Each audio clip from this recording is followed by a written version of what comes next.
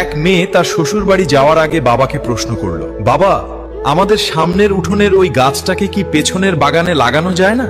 তখন মেয়েটির বাবা তাকে উত্তর দিয়ে বলল, ওই গাছটা হলো 4 বছরের পুরনো একটা গাছ, এটা এখন অন্য কোথাও লাগানো একদমই সম্ভব না। এখন যদি এই গাছটাকে অন্য কোনো জায়গায় নিয়ে লাগানো হয়, তবে সেটা নতুন মাটিতে নিজেকে মানিয়ে নিতে পারবে না এবং গাছটা মরে যাবে।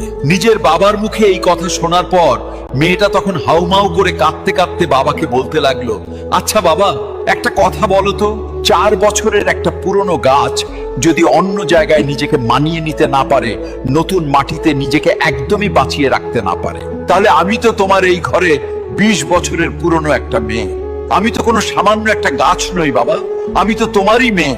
তাহলে তুমিই বলো, আমি কিভাবে অন্যের একটা নতুন বাড়িতে গিয়ে নিজেকে মানিয়ে নিব আর নিজেকে সম্পূর্ণ বাঁচিয়ে রাখবো বাবা? মেয়ের মুখে এমন একটা কথা শোনার পর তার পরিবারের সবাই যেন একদম অবাক হয়ে গেল, আর তার বাবা অঝরে হাউমাউ করে কাঁদতে লাগলো। আসলে আমরা ছেলেরা মেয়েদের জীবনটাকে যতটা বেশি সহজ বলে মনে করি, তাদের জীবনটা কিন্তু ততটাও বেশি সহজ নয়, অনেক কঠিন। তাই আমি এই পৃথিবীর প্রত্যেকটা ছেলেকে বলবো, আপনারা সবাই দয়া করে মেয়েদেরকে মন থেকে সম্মান করতে শিখুন এবং তাদের ভালোবাসুন।